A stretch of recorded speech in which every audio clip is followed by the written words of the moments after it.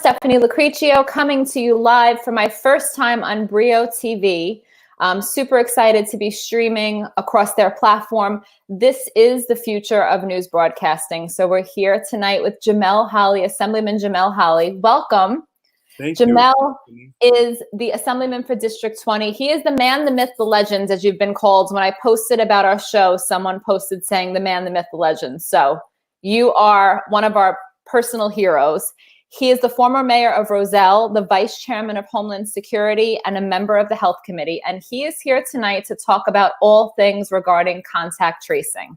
So I'm super honored to have you here. Love the shirt, hashtag flattening the fear. That's what this is all about tonight, is being able to flatten the fear. Yeah. So welcome. Thank you so much for being here with me. Thank you for the invitation. My honor. So I wanted to get right into it. Let's talk about why. Why are you so passionate about this issue of contact tracing?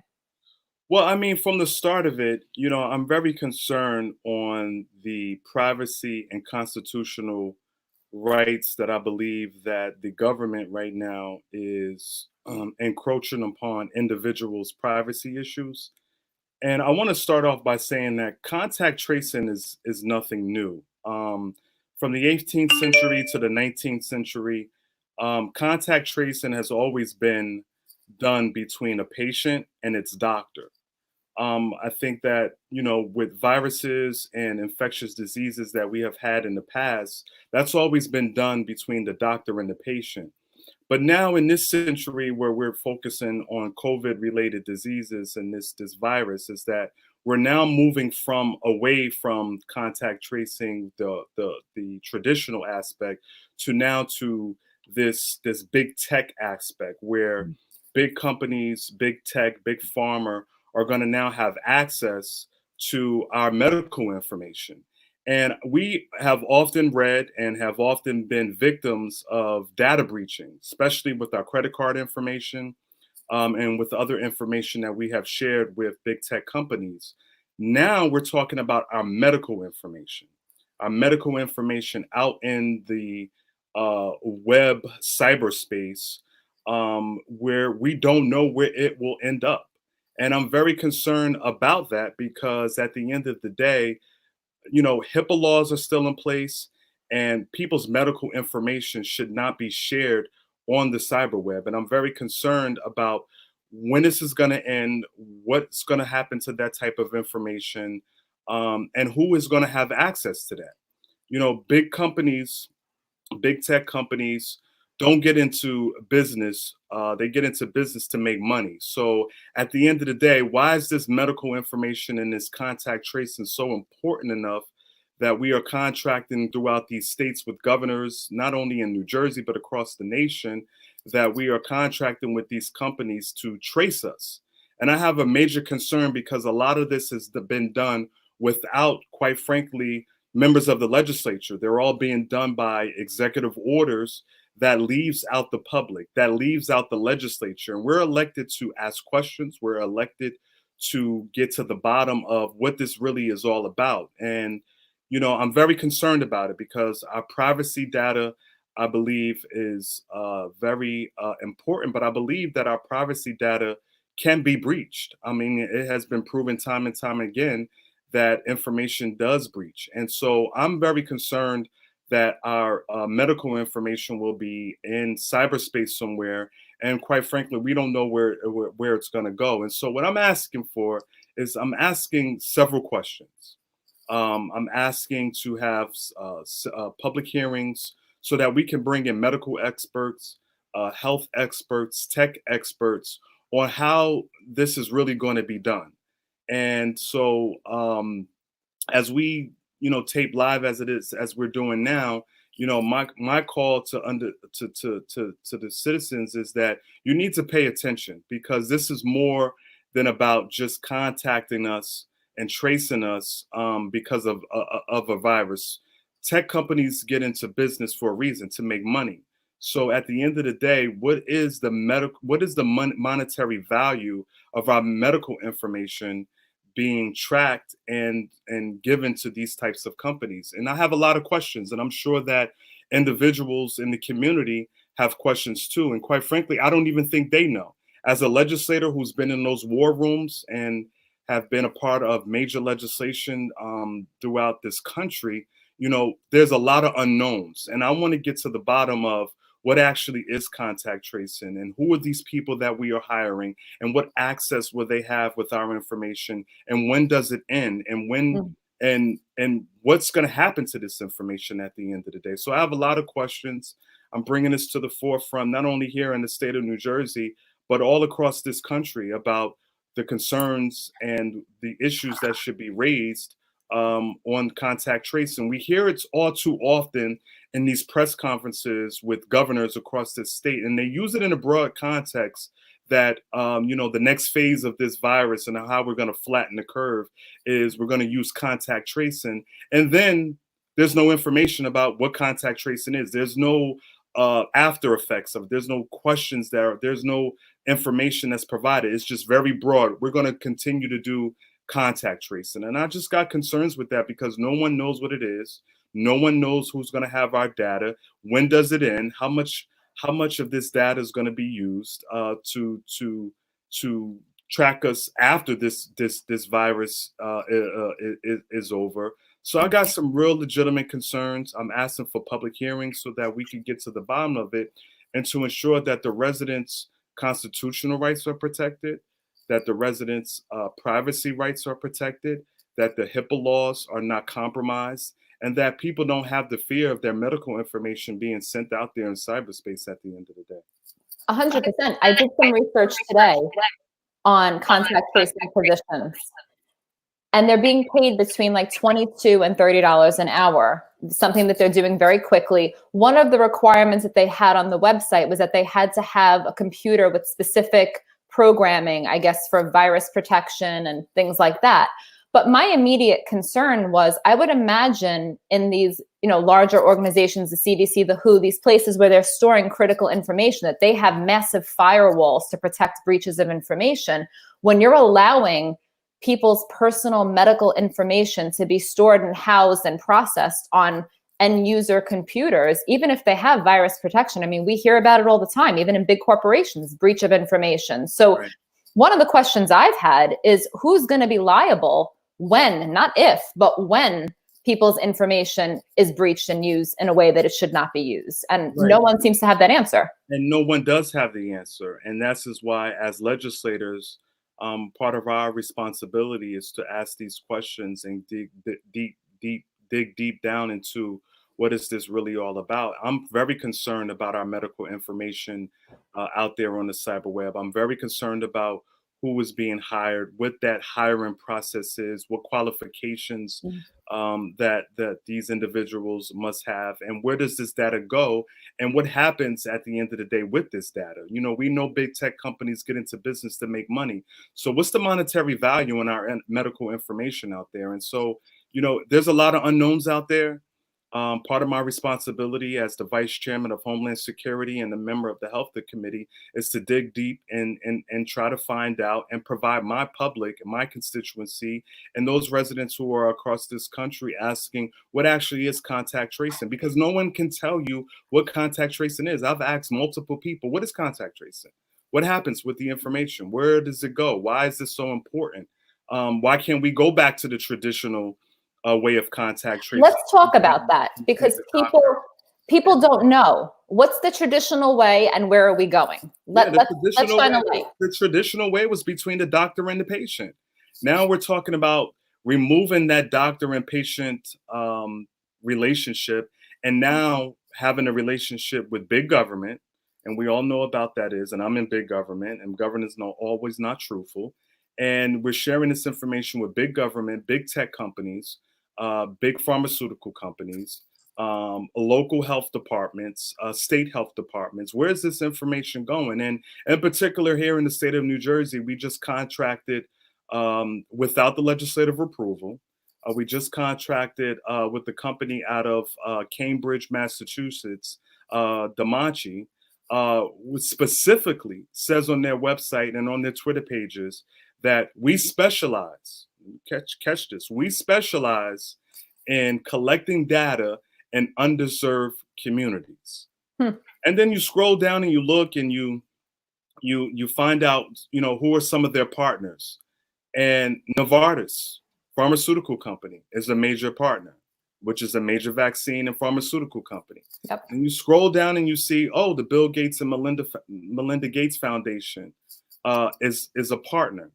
It draws you to so many other conclusions, and I don't want to, think in the unknown. This is why I'm calling for these particular public hearings, so that we can bring in professionals who actually are involved in this and get some answers. The legislature, particularly in New Jersey, has been left out of the conversation. This has been done by an executive order where we just have no information on what this contact tracing program is going to look like. And listen, I'm a job creator. I think that people should have the ability to work and make a living for their families. But I get very, very concerned when we just put out a ad in a paper or an ad online that says we're going to pay you $25 an hour, and you have to use your own computer and get trained and provide this data in your own computer without the necessary firewalls for protection.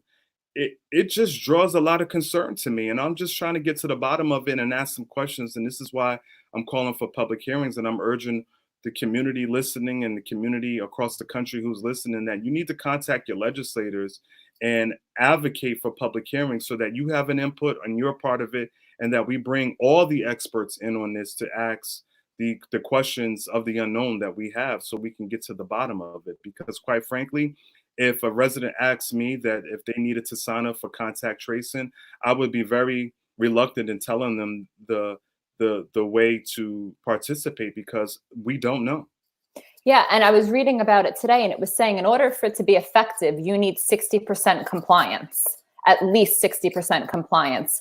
I don't know many American patriots who are going to be cool with proactively downloading an app that's going to trace you. So I found it very interesting that the iOS, I have an Apple phone, and the new iOS upgrade, that 13.5, it says right here, it speeds up access to the passcode field on devices with Face ID when you are wearing a face mask, and introduces the exposure notification API to support COVID-19 contact tracing apps from public health authorities.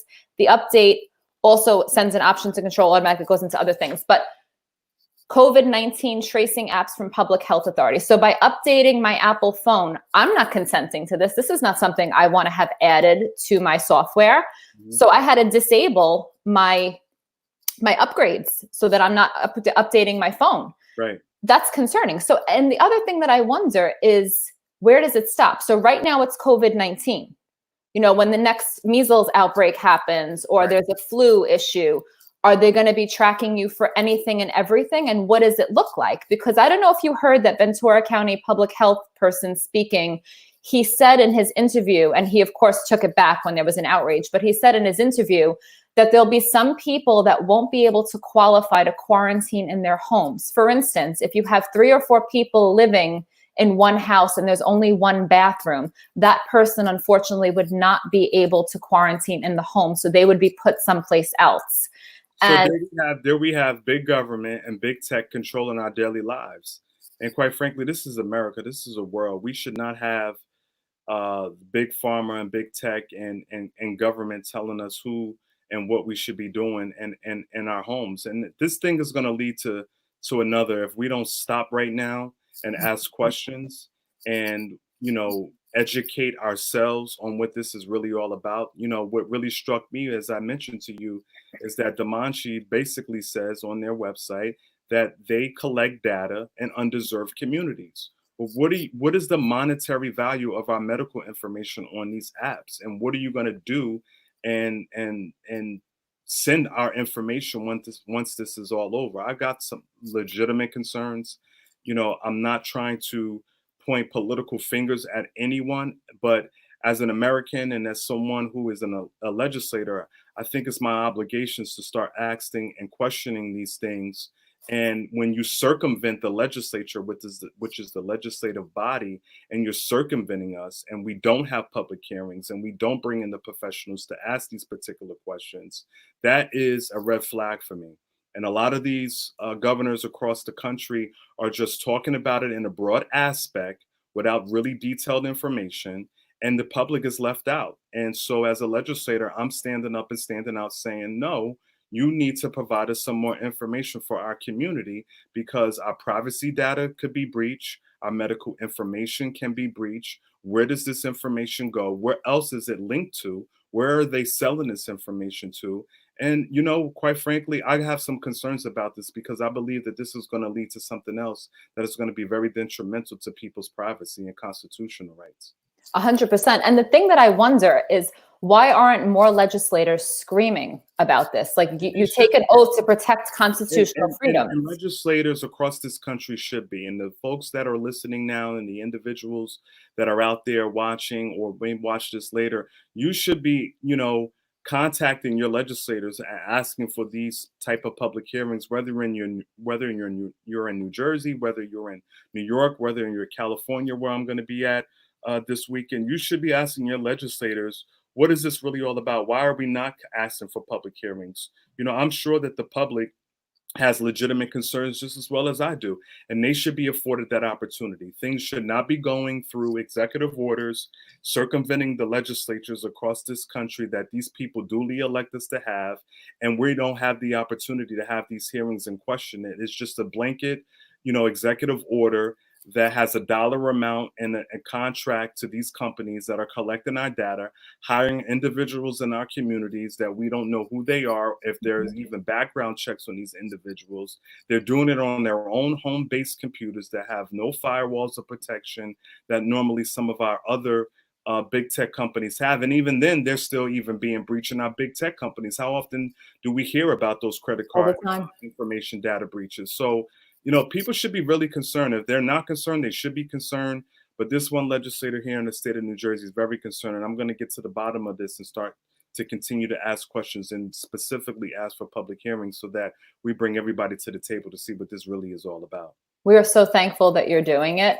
I saw last week you were on Dell, and you basically made a call to action. If you're a legislator and you're watching this and you're not asking questions and challenging this contact tracing, I invite you to join me. Yes. Did people take you up on your invitation? I mean, there's legislators who have reached out, some in my own state, now that the red flag has really been drawn to the top.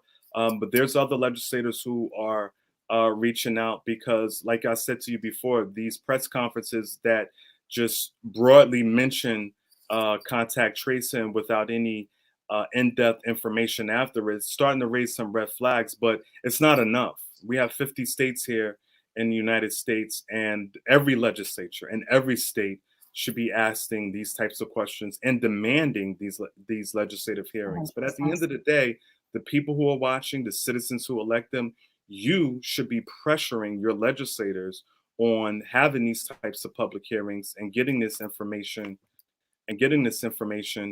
out there, so that they can have these hearings, so you get the information that you so desperately that you're desperately entitled to. Absolutely. I think that there's a certain capitalization right now on the fear factor, because people are terrified of this COVID.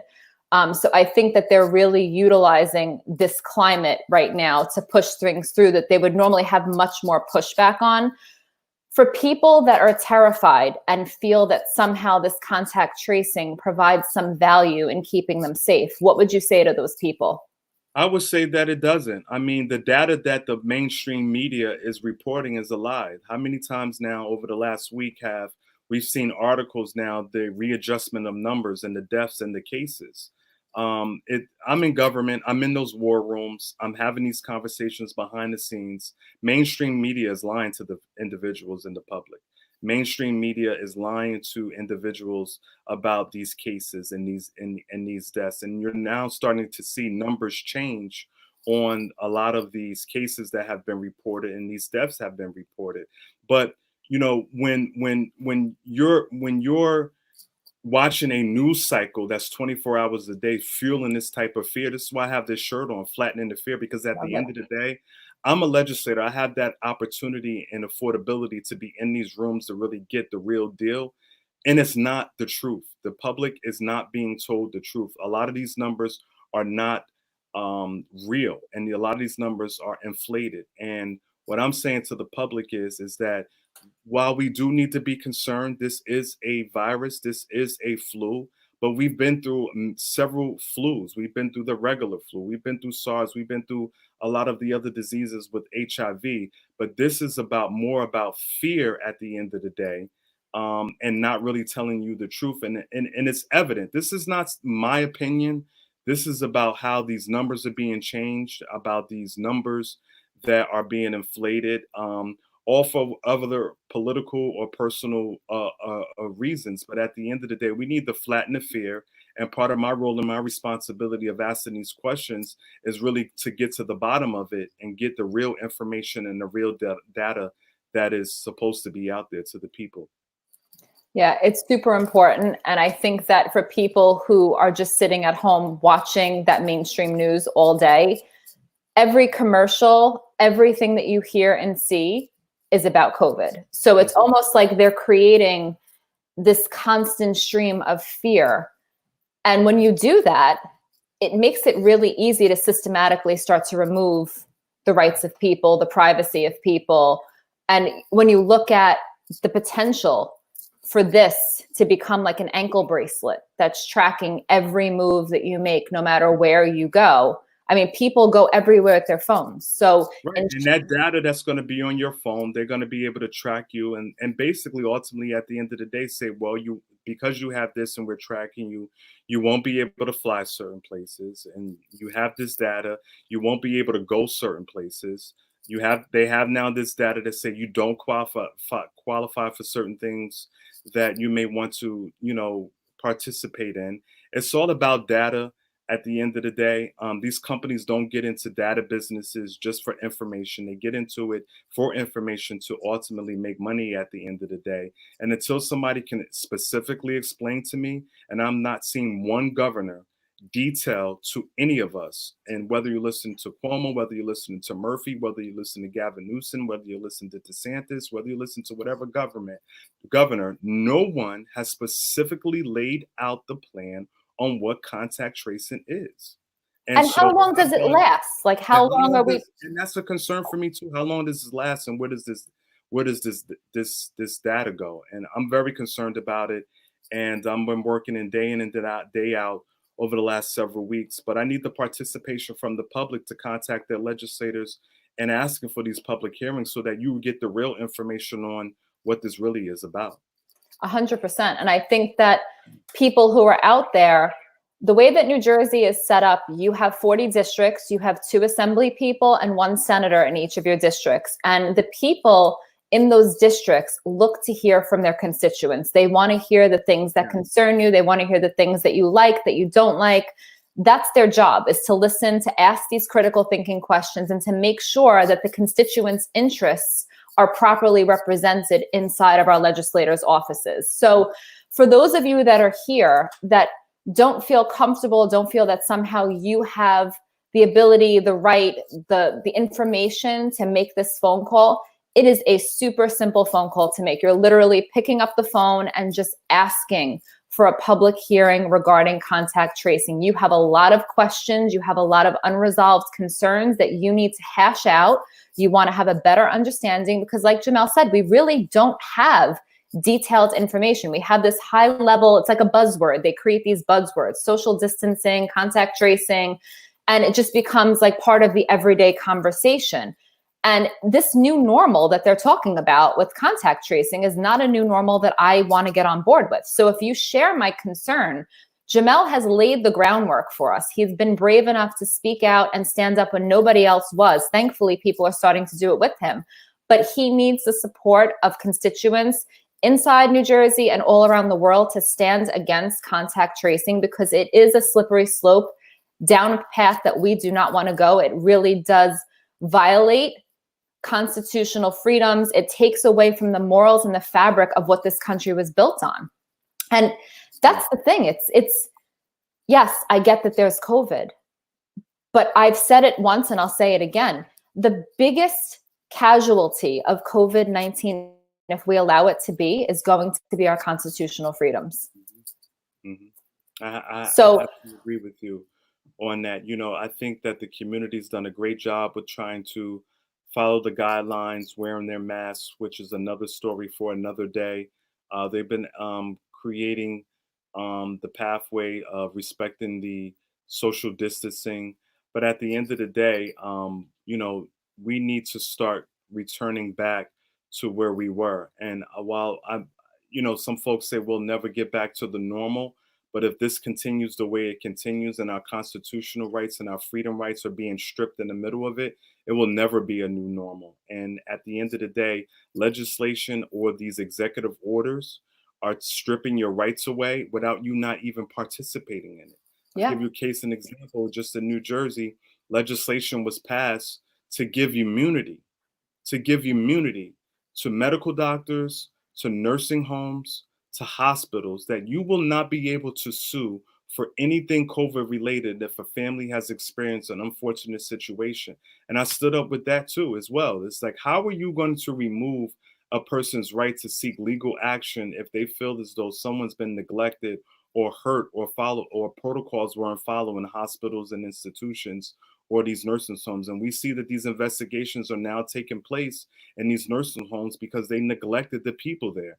And in New Jersey, if folks that want to exercise their legal obligation to take legal action against these facilities, you can.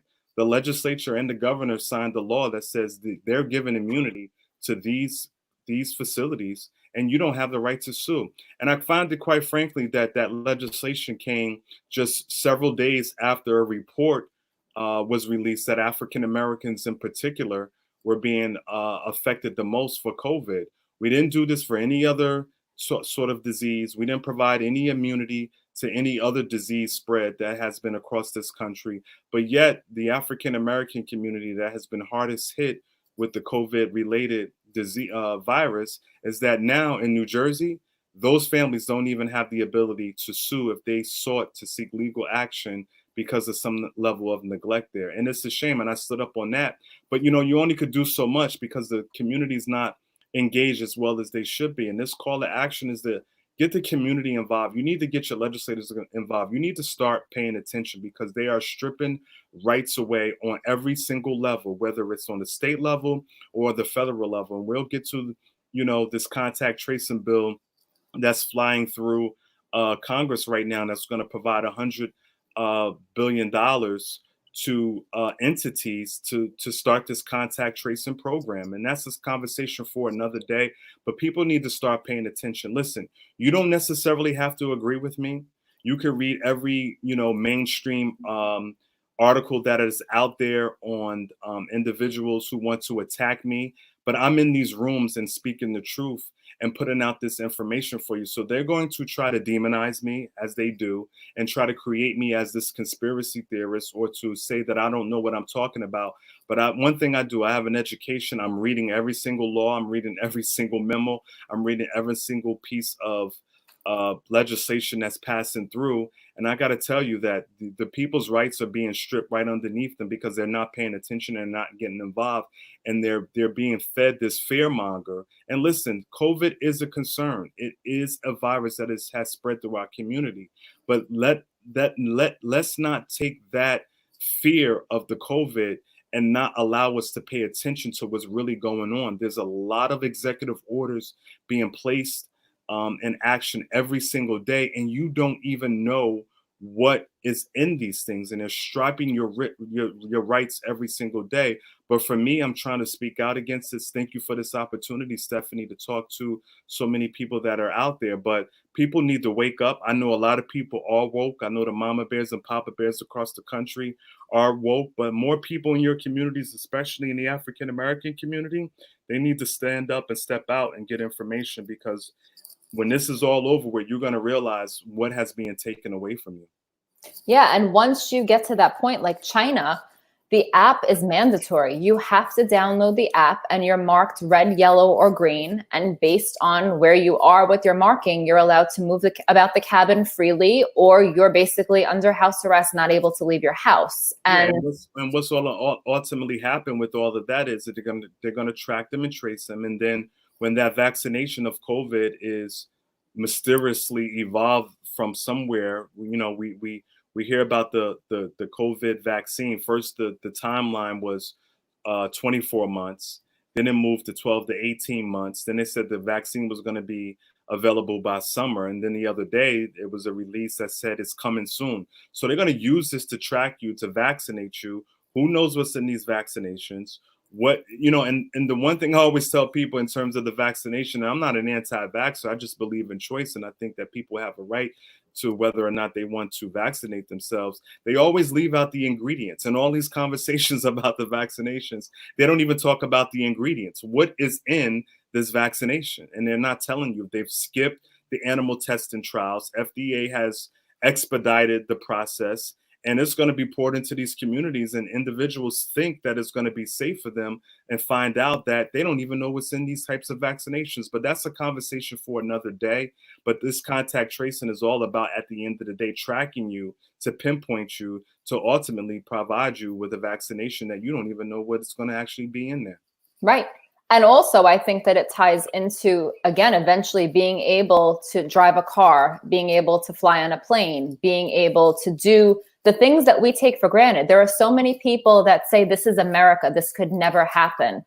And for me, I don't take anything for granted. And I most certainly am not going to sit back and take my freedom for granted. Because if you look at any movement that ever has made a difference in this world, from civil rights in the 60s to women being able to vote, there's so many different things. LGBTQ being able to get married. There is a small dedicated group of people who are brave enough and bold enough to stand up for what they believe in and to demand justice, to demand freedom, to demand equality.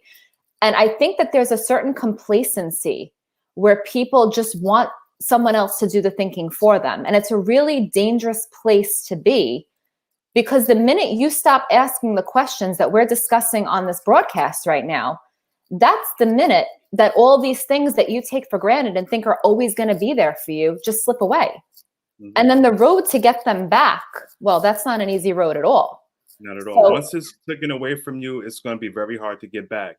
So people need to rise up now. People need to start asking questions and, listen to these press conferences, but you also need to take action. And thank you, Stephanie, for giving me the opportunity to even be on the show, to even highlight what this contact and tracing is really all about. And people need to step up because they're using this opportunity at the end of the day, not to try to cure this particular virus, but to also have an ulterior motive to control our lives through contact tracing, and at the end of the day, strip us from our rights that we have through our Constitution.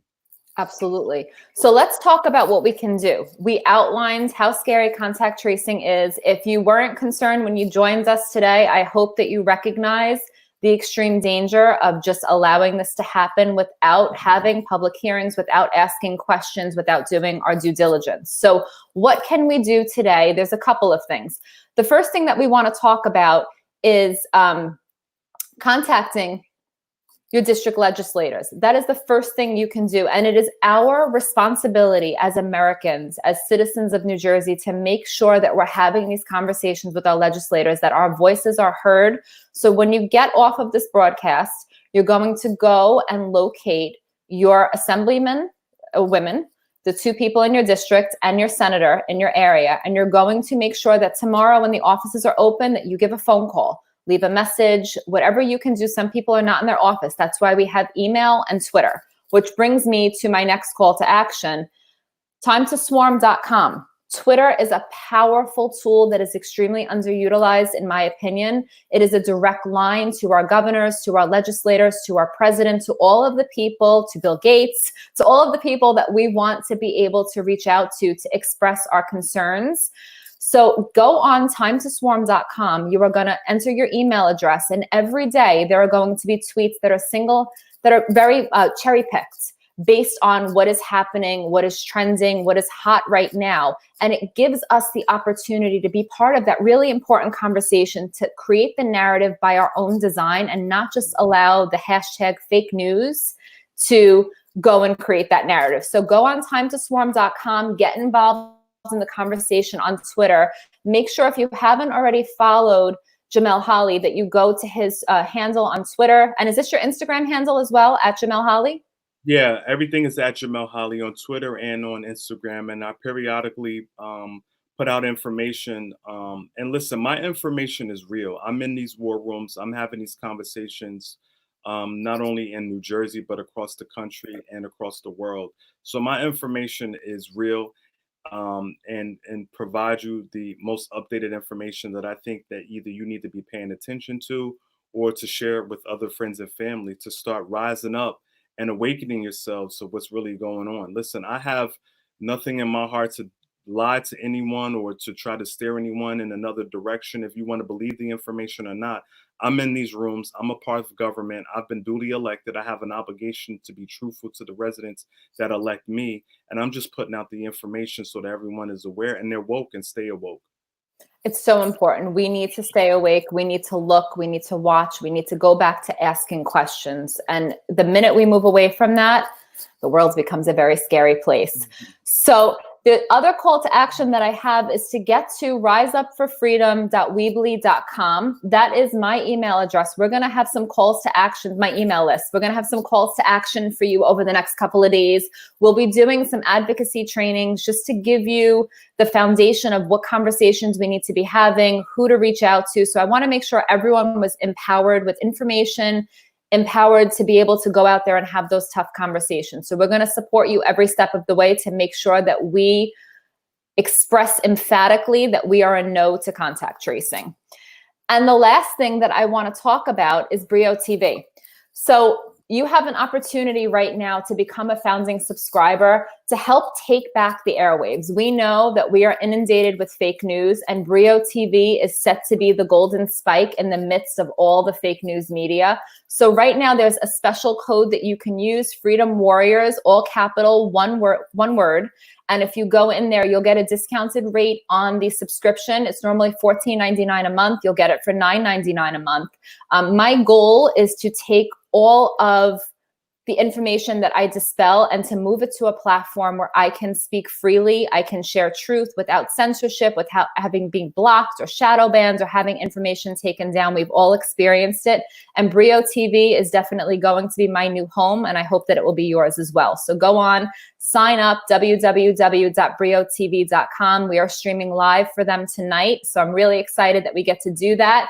There'll be much more to come. Jamel, you and I have to have so many conversations in these coming weeks. Before we got on this call, we had like 16 different topics that we hit on, and we're like, all right, we're going to stay laser focused. There's a lot going on. It's a lot going on. So much going on. So I think that we need to continue this conversation and dive more into what this new normal looks like and why we need to prevent it from becoming anything normal, because there's nothing normal about what they're talking about.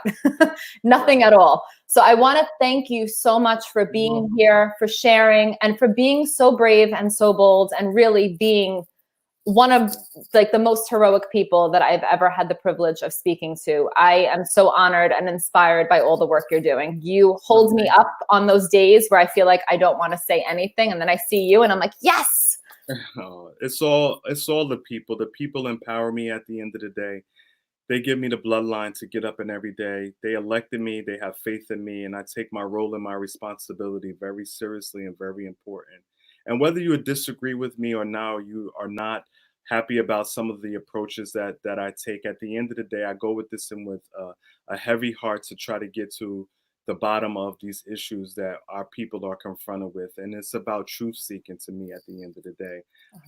And so I'm just happy to be elected. I'm happy to fight for individuals. I come from some very humble beginnings, and I want to make sure that the next generation and the generation that I'm in are protected and they have a future.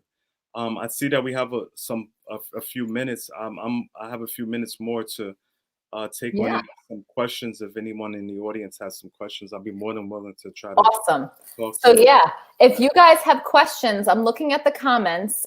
Please drop some questions below in the comments if you have anything that you want to ask Jamel. Let's see. So people have asked about you running for governor. That was one of the questions that came up. Schools question mark. I don't know what that is. Nothing yet. Oh, Susan wants a t-shirt. So do I.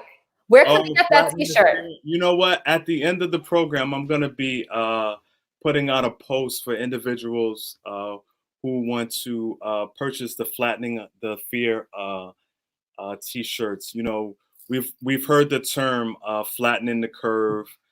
We've already flattened the curve. The curve has been flattened for a long time, but even while flattening the curve, they still want to create fear amongst us. And so our team, our movement, our mama bears, our papa bears, our grandpa warriors, our grandma warriors, our young people, even the babies, they're all a part of this. We want to get to the level where we want to flatten this fear. We've already flattened the curve, but we want to flatten the fear now. And we want to get back to our lives. We want to get back to the everyday things that we were doing, spending time with our families, going out, having a good time, supporting our small businesses who are suffering, you know, getting back to work. People miss work, you know, at the end of the day. And we want to flatten that fear and get beyond this. We have the data and the science that the public officials have shown you has said that it's flattened. That curve has been flattened on the data that I've had for a very long time. But you know, you try to respect the heads of states, and you try to respect the fact that people may still have a fear. But the data and the science that I've been watching and I've been monitoring, I've been having a great opportunity to have the best doctors and scientists and health experts all across this world to contact me and talk to me on a daily basis. The curve has already been flattened, you know, but I can't force people to come out of fear. That's just a mental thing, and they have to get through that.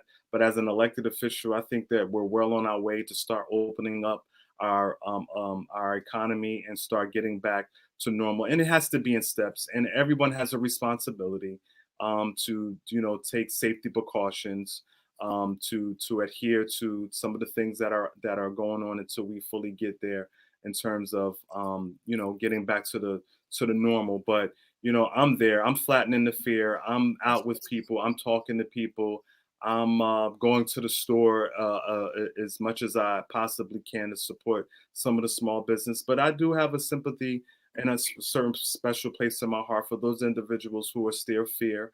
You know, they've been touched by individuals who have, you know, died of this terrible disease, and my family had a scare too. So I'm not discounting anyone's fear, but at the end of the day, if we don't rise up and if we don't continue to try to get past this, then we're going to be stuck in this fear thing. And I want us to get out of that, because we are America, and we do have some of the greatest people around us in this country, and we need to get back to our normalcy and get back to loving one another and getting past this thing and defeating it at the end of the day. So we're going to flatten the fear. I'll be posting as much as possible. People can buy the t-shirt and get the t-shirt. And I thank you so much, Stephanie, again, for your support, and all those who have tuned in and listened to us tonight. Well, we got some questions.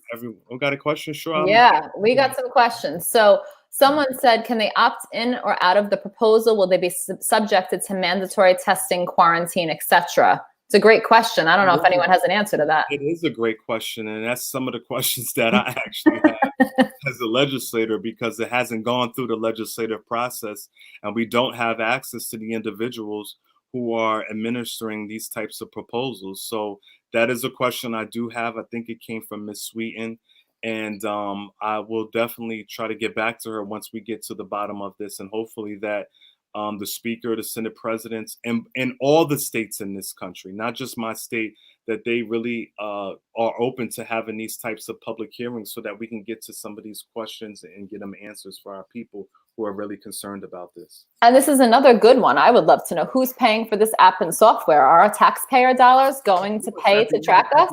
At the end of the day, anytime there's a government program that's rolled out, we know who's paying for this. The taxpayers are paying for this.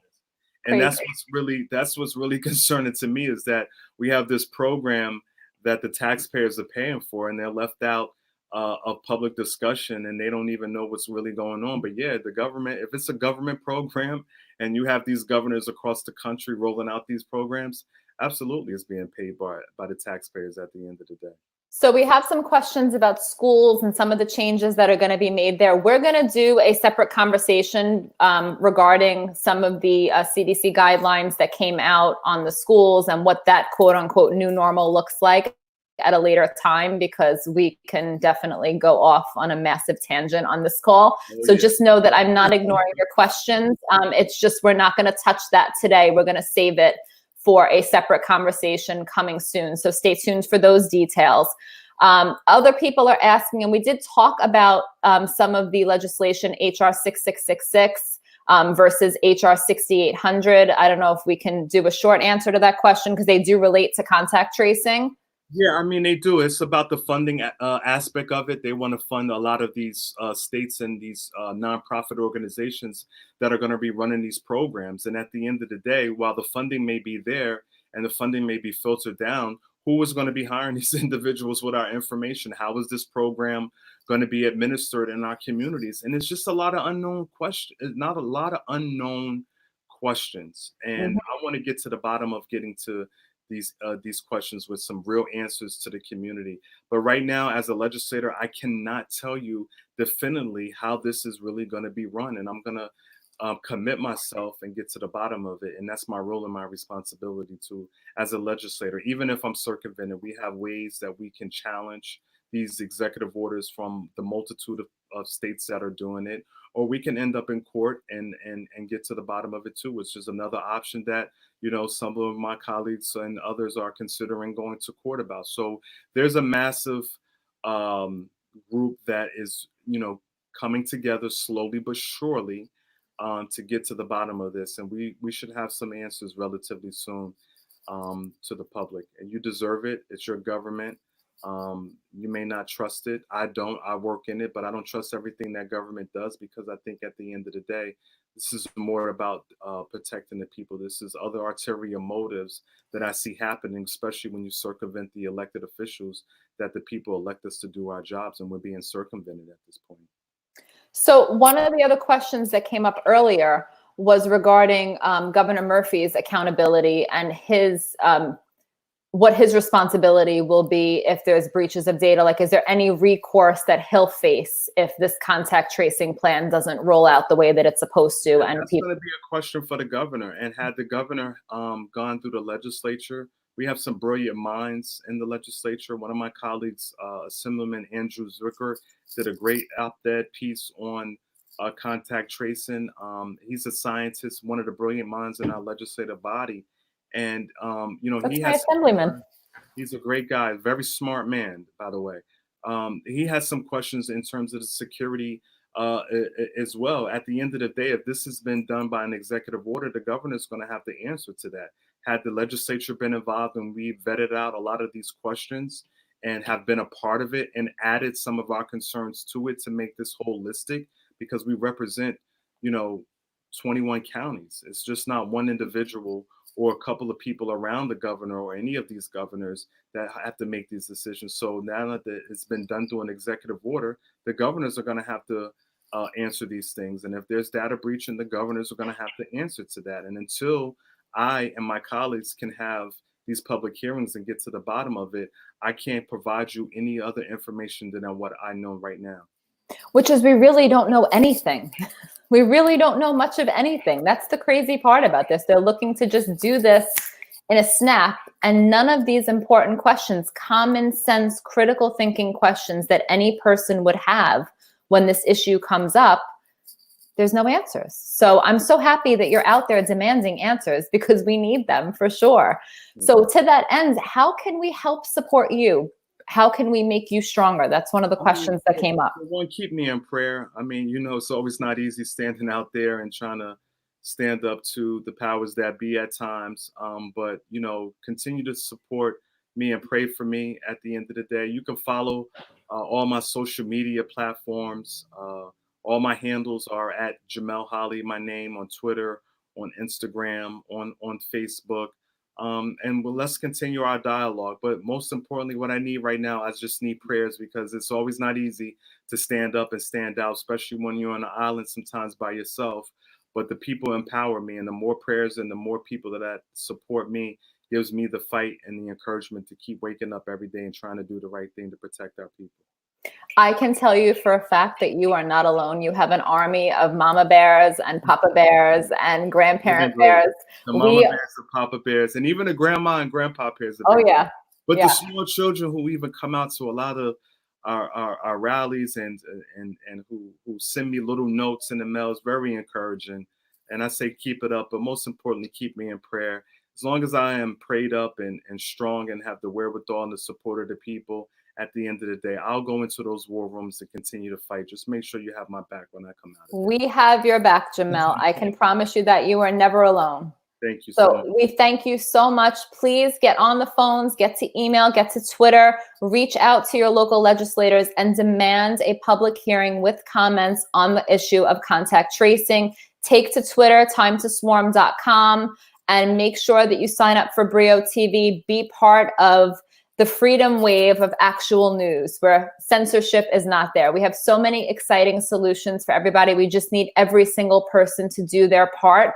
There is no act, no phone call, no email that is not important. Every single thing that you do or not do makes a difference. So be part of the solution. Don't be part of the problem. Make sure that you're getting into action, using all that angst and frustration that we're all feeling right now to get into action and create some change.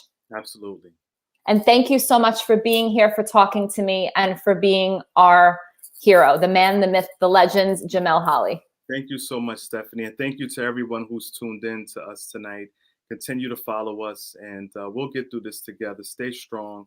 And God bless everyone, and God bless everyone's families. And I'll see you out in the field and out in the community when this is all said and done, when I'm looking forward to it. Yes, God bless you, and thank you again so much. Thank you, everybody, for being here. Stay tuned for more information. Jamel and I will definitely be back to talk about some of the other things that you brought up, and we'll make sure to keep you posted on what's happening here in New Jersey and across this great country. So do your part, be the change that you wish to see in the world, and we'll be back soon. Thank you so much. God bless you. God bless you.